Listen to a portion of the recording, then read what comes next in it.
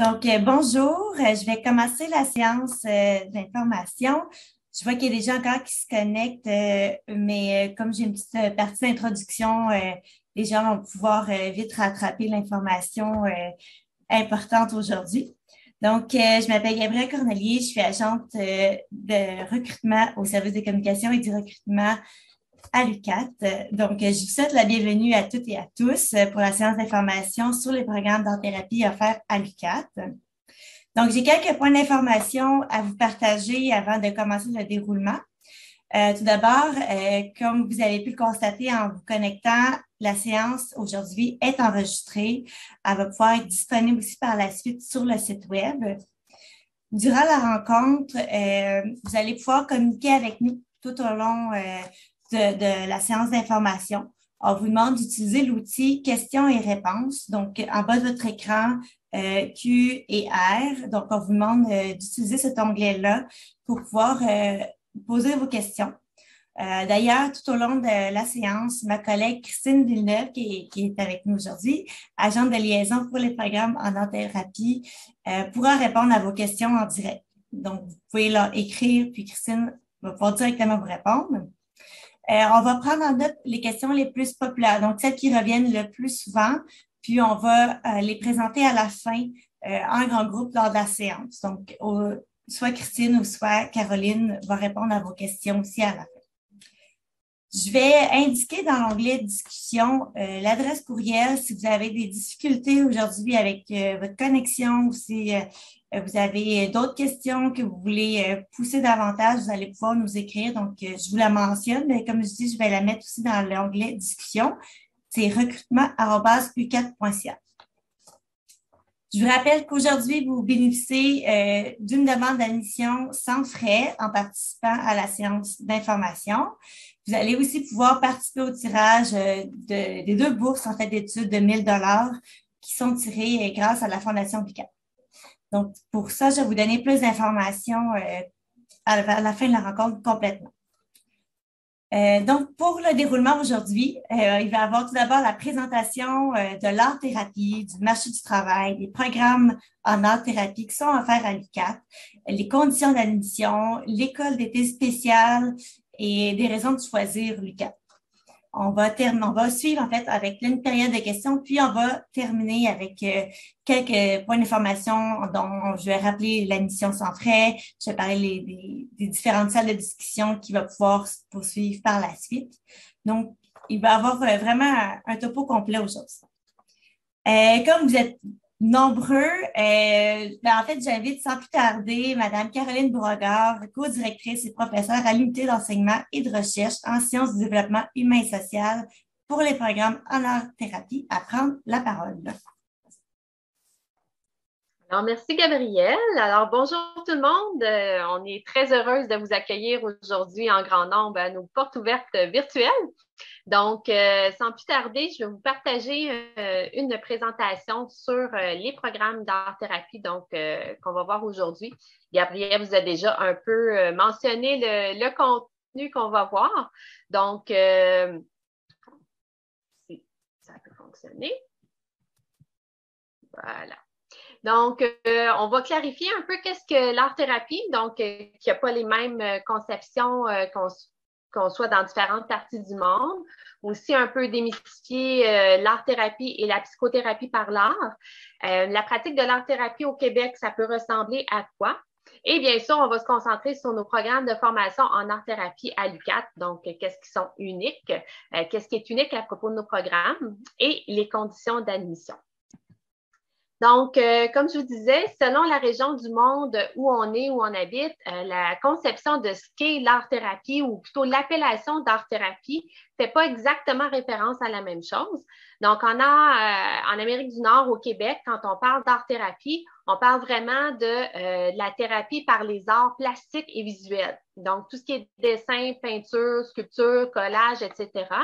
On va vraiment faire la distinction entre art-thérapie et, par exemple, dramathérapie, qui est la thérapie axée sur le théâtre, et, par exemple, aussi la musicothérapie. Donc, quand les programmes de formation du CAT sont vraiment axés sur les arts visuels, donc les arts plastiques plus traditionnels, là, donc, que vous voyez ici là, à l'écran. Plus précisément, donc, on a une association là, des art-thérapeutes au Québec, qui est l'AATQ. Donc, il va définir l'art-thérapie comme étant une démarche d'accompagnement thérapeutique qui va utiliser des matériaux artistiques, le processus de création, l'image et aussi le dialogue, donc dialogue entre l'image, la personne et aussi l'art-thérapeute. Et cette démarche-là vise l'expression de soi, la conscience de soi et ou le changement de la personne qui consulte. Donc, l'art-thérapeute, bien sûr, est professionnel qui est formé et accrédité par l'ATQ, donc en tant que art-thérapeute professionnel du Québec, ATPQ, et il va faciliter cette démarche de façon éthique et dans un environnement qui est aussi sécuritaire. Par la suite,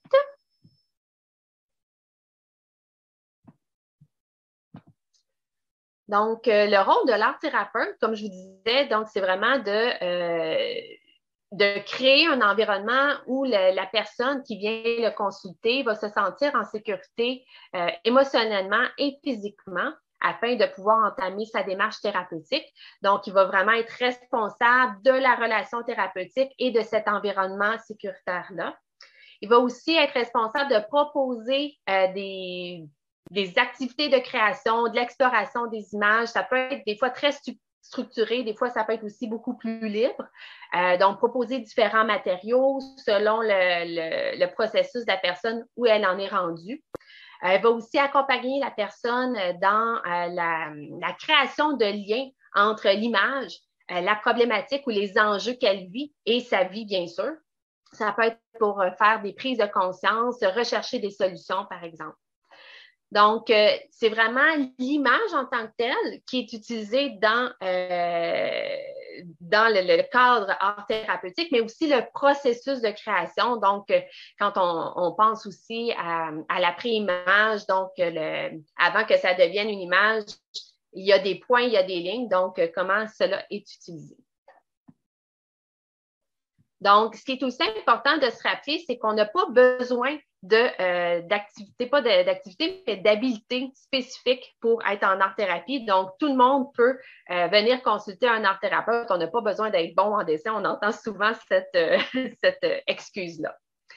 Donc, les personnes qui sont diplômées en art-thérapie peuvent pratiquer l'art-thérapie, et c'est important là, de le rappeler, en dehors d'un contexte qui est psychothérapeutique, mais aussi en tant que psychothérapeute par l'art.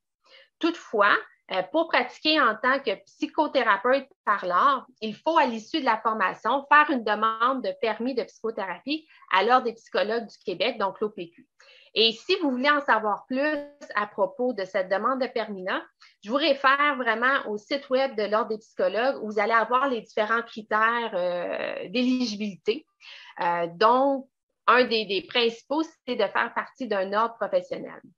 En ce moment, les programmes d'art-thérapie de l'UQAT ne répondent que partiellement aux critères de la loi 21, là, qui avait le projet de loi 21 qui est maintenant rendu une loi et qui encadre la pratique de la psychothérapie. Mais nos diplômés peuvent, je le rappelle, vraiment pratiquer comme art-thérapeute en dehors du contexte psychothérapeutique. Et s'ils le veulent, peuvent faire la demande de permis. Et ça dépend, c'est vraiment du cas par cas là, pour l'obtention du permis. Donc, la pratique de l'art-thérapie au Québec peut prendre différentes formes, différentes modalités d'intervention. Donc, on peut intervenir auprès d'individus, on peut intervenir en dyade d'enfants, des couples, ça peut être des familles aussi au complet, des groupes qui sont, qu'on dit ouverts. Donc, les gens se présentent, par exemple, dans un studio de création, peuvent aller, venir comme selon leurs besoins, ou ça peut être des groupes vraiment fermés, donc le même groupe de personnes d'une semaine à l'autre. Vraiment aussi différentes clientèles. On a tous les âges, des enfants, des adolescents, des adultes, des personnes âgées. Vraiment, ça peut s'adresser à tout le monde selon comment on adapte notre pratique. Les mêmes choses pour les enjeux cliniques, les difficultés qui sont vraiment variées. Ça peut être de partir à une prise de conscience de soi à travailler en psychiatrie, par exemple. Donc, il y a des art-thérapeutes qui travaillent aussi en milieu carcéral. Donc, c'est vraiment très, très, très divers. En santé et services sociaux, bien sûr, il y a des art-thérapeutes qui travaillent là dans le milieu scolaire, dans le milieu communautaire. mais aussi en pratique privée. Donc, selon vos désirs, vos souhaits, à l'issue de la formation, vous pouvez vous diriger vers ces différents milieux-là. Donc, nos programmes d'art-thérapie à l'UQAT, bien, qu'est-ce qu'ils ont de particulier? Donc, à l'UQAT, on a vraiment une approche qu'on dit humaniste, d'inspiration gestaltiste et jungienne. Donc, notre approche, elle est vraiment axée sur l'observation, la compréhension, l'analyse du processus de création et des images créées. Donc, on a une approche par le processus. Et notre approche d'enseignement, on dit que c'est un enseignement qui est à la fois théorique, donc avec des cours plus magistraux, des parties cours plus magistraux, mais aussi, ce qui est intéressant, c'est qu'on a une approche d'enseignement par expérientiel, donc où les étudiants vont vraiment s'investir dans un processus de création, donc les mains dans la matière pour voir un peu comment ils réagissent et apprendre de l'intérieur comment une personne qui irait consulter un art-thérapeute pourrait réagir aux différents médiums, par exemple, aux différentes activités proposées. Donc, l'expérientiel permet l'expression de soi à travers la création. Donc, aussi l'observation du processus créateur, de la pré-image dont je vous parlais un peu plus tôt, c'est-à-dire ce qui vient avant que ce soit une image plus, on va dire, figurative, donc le point, la ligne, par exemple. Et aussi, bien entendu, un retour sur l'image finale. Donc, ça, c'est très important aussi de...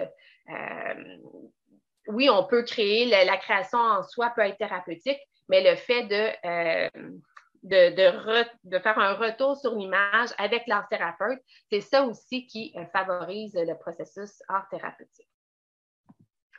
Donc, on a une formation qui est au 2e cycle. Donc, il n'y a pas de baccalauréat en art-thérapie.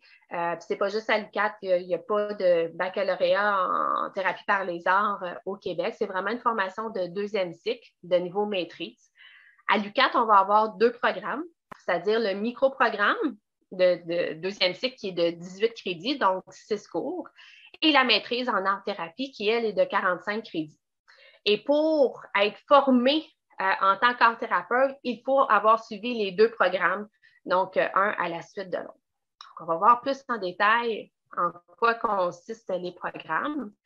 Donc, je vous disais, ça, 18 crédits, on parle pour le micro-programme, de 5 cours qui sont obligatoires et d'un cours qui est optionnel. Et on peut s'inscrire au micro-programme, mais il faut savoir que si on ne complète que le micro-programme, cela ne mène pas à la pratique de l'art-thérapie. Le programme se veut vraiment un programme de sensibilisation à ce que c'est l'art-thérapie, un survol des approches et des médiums pour un peu comprendre et démystifier ce qu'est la discipline.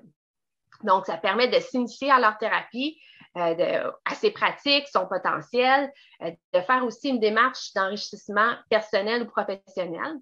Et, bien entendu, ce qui est intéressant, c'est de se préparer à la maîtrise en art-thérapie. Parce que le micro-programme est une condition préalable à l'admission à la maîtrise. Donc, ce que je vous disais, il faut avoir fait les 2 pour accéder à la maîtrise en art-thérapie. Donc, la maîtrise, elle est de 45 crédits. On parle vraiment d'une formation qui est, oui, une formation théorique et expérientielle, donc même approche d'enseignement. Ça va constituer 21 crédits. Grosso modo, je dirais peut-être 8-9 cours. Là, ils ne sont pas tous de 3 crédits. Mais on a aussi une formation pratique, bien entendu, donc pour mettre en pratique ce qu'on apprend dans les cours. Donc, des stages qui vont totaliser là, 300 heures pour 18 crédits. Et à la fin de la formation, on demande aux étudiants de rédiger un essai sur un sujet de leur choix. Donc, la maîtrise va vraiment aller plus loin dans le développement des connaissances spécifiques, donc liées au rôle de l'art-thérapeute, mais aussi les approches, on va vraiment les approfondir pour être en mesure d'intervenir par une approche art-thérapeutique auprès de clients. Puis, on va aussi axer la formation sur le développement de regard qui est à la fois réflexif, donc sur soi, mais aussi scientifique sur la pratique clinique là, de l'art-thérapie, mais aussi sur son propre développement, sa propre identité professionnelle d'art-thérapeute. Donc, la formation va vraiment aussi utiliser et perfectionner les habiletés cliniques. Donc, c'est sûr que oui, les stages vont permettre d'approfondir les habiletés cliniques, mais aussi la formation théorique, elle va être plus axée sur le développement de ces habiletés-là. Donc, vraiment dans des contextes qui sont très variés et diversifiés. Donc, comme je vous disais, les deux programmes sont distincts, donc ils ont vraiment des conditions d'admission qui sont distinctes. Pour le microprogramme, on doit avoir un baccalauréat qui est admissible.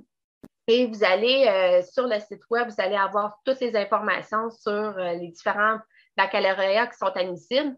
Généralement, on parle d'un bac soit dans un domaine de l'intervention psychosociale ou en art plastique, en art visuel. Il y a certaines exceptions là, selon le contenu des programmes. Donc, à ce moment-là, il y a des analyses de dossiers qui sont faites. Donc, c'est, je dirais, la condition principale pour l'admission microprogramme, avec bien sûr avoir une moyenne cumulative de 3,2 sur 4,3. Pour la maîtrise, donc, comme je vous disais, il faut avoir complété le microprogramme. Il faut aussi avoir des cours qu'on dit préalables. Donc, une formation complémentaire en psychologie de 30 crédits et une formation complémentaire en art plastique d'un autre 30 crédits. Donc, en général, il y a deux profils types, je vous dirais, d'étudiants qui viennent en art-thérapie. On va avoir, par exemple, des étudiants qui ont un bac en psycho et qui vont compléter des cours en art plastique, donc de 30 crédits. Et l'inverse, donc des gens qui ont un bac en art et qui vont compléter la formation de 30 crédits en psychologie. Puis encore là, il y a aussi l'information sur quels sont spécifiquement les crédits, les cours qui sont demandés et sur le site web. Il y a aussi un document d'information qui pourra vous être remis. Je mentionnais la même chose, donc la moyenne cumulative de 3,2, 4,3 ou 3 sur 4, dépendamment de quel établissement là, vous provenez. Ça, cette moyenne-là, c'est la moyenne qui est dans vos études de premier cycle, mais aussi à la moyenne que vous avez obtenue au microprogramme. Donc, c'est ce qui est intéressant parce que vous avez, Gabrielle l'a mentionné, mais l'admission, la demande d'admission pour nos programmes, elle est gratuite en participant aujourd'hui aux portes ouvertes. Mais c'est quand que vous pouvez faire votre déposer, c'est quoi les dates limites pour votre demande d'admission. Donc, pour le microprogramme, pour l'automne 2022, on parle du 15 avril. Et vous pouvez être admis soit à temps complet, qui est une durée de 2 sessions, donc automne et hiver, et vous allez avoir 3 cours à l'automne, 3 cours à l'hiver. Et vous pouvez aussi être admis à temps partiel, donc avoir de 1 ou 2 cours par session selon ce que vous voulez entreprendre. Et la durée peut aller jusqu'à 8 sessions. Donc, les cours sont offerts de façon intensive. Ça aussi, c'est une des particularités de l'UQAT, c'est que nos cours sont offerts en 3 blocs de 15 heures, donc 3 blocs de 2 jours complets. Et c'est pour ça aussi que notre enseignement est on a beaucoup d'expérientiel dans les cours. Donc, c'est un mélange de magistral et d'expérientiel. Donc, 3 blocs de 2 jours. Pour le temps partiel, ces 2 jours-là vont être la fin de semaine, donc le samedi et dimanche. Donc, on va parler d'un cours va se dérouler sur 3 fins de semaine. Généralement, c'est une fin de semaine par mois, grosso modo. Pour le temps complet, on a nos 3 blocs de 2 jours qui vont être en semaine. Pour l'instant, c'est les mardis et mercredis. Donc, encore là, c'est pour un cours, on parle d'environ 1 fois par mois. Mais si vous avez 3 cours par session, par exemple, bien, vous allez avoir des cours pratiquement à chaque semaine. Pour ce qui est de l'admission à la maîtrise, donc, la date limite pour le programme est le 1er juin. Donc, ce qui est important aussi de se rappeler, c'est que pour la maîtrise, les 2 programmes, le microprogramme et la maîtrise, ce sont des programmes à capacité limitée d'accueil. Donc, un nombre maximum d'étudiants qu'on peut admettre là, à chaque année. Et pour la maîtrise, on ouvre en fait les programmes en alternance à temps complet et à temps partiel. Donc, cette année, à l'automne 2022, on va ouvrir le programme à temps complet et l'année suivante, il sera à temps partiel. Donc, pour entreprendre le programme de maîtrise, donc à temps complet, on parle de 8 sessions et ça inclut les sessions d'été. Donc, la session d'été, c'est généralement mai et juin. Pour le programme à temps partiel, donc on va parler plutôt de 11 sessions, donc c'est un peu plus long, mais aussi il y a des cours sur la session d'été. Donc, je vous ai mentionné que les cours étaient dispensés la semaine. Donc, à l'automne 2022, si vous faites une demande d'admission que vous êtes admis, bien, les cours seront les jeudis et vendredis pour la maîtrise. Donc, l'UQAT, ben, ça fait quand même plus de 20 ans que nos programmes existent à l'UQAT. Donc, on a développé une expertise dans le domaine. On est d'ailleurs la seule université à offrir la formation en français en Amérique du Nord. On a aussi des professeurs qui sont très disponibles, qui offrent un soutien très développé pour les étudiants. On a une orientation, comme je vous disais, de nos programmes, une orientation qui est humaniste. Et on a une formation, une pratique d'enseignement qui est à la fois théorique et expérientielle. Donc, qui va permettre de développer une réflexion critique sur la discipline de la pratique. Et comme j'aimerais le rappeler, à l'issue d'avoir complété le microprogramme et la maîtrise, vous avez accès au titre d'art thérapeute professionnel au Québec. Et donc, nous avons depuis quelques années, on est vraiment très fiers d'avoir développé cet événement-là. C'est la 3e ou 4e édition, je ne suis plus certaine, je pense que ça va être la 4e édition cette année. Donc, on a une école d'été en art-thérapie qui généralement va offrir des cours du microprogramme, donc 2 cours du microprogramme, mais aussi de la formation continue qui va s'offrir de façon plus large à différents professionnels, là, différents intervenants, par exemple, du milieu de la santé. Donc, cette année, l'école d'été se déroulera au mois d'août. Donc, surveillez vos courriels pour avoir la programmation exacte et les dates exactes. Mais sachez qu'il y aura l'accent sera mis cette année sur les populations autochtones et l'intervention dans un contexte autochtone. Donc, si vous voulez plus d'informations, vous pouvez contacter Amélie Routier-Bergeron, qui est notre commis aux études en art-thérapie. Vous avez l'adresse courriel pour la contacter, donc art-thérapie@uqat.ca. Donc, elle pourra répondre à vos questions ou vous diriger vers la personne qui pourra le faire. Donc, n'hésitez pas à la contacter là. Et là, on va aussi ouvrir pour une période de questions. Donc, merci à tous d'être présents et pour votre participation.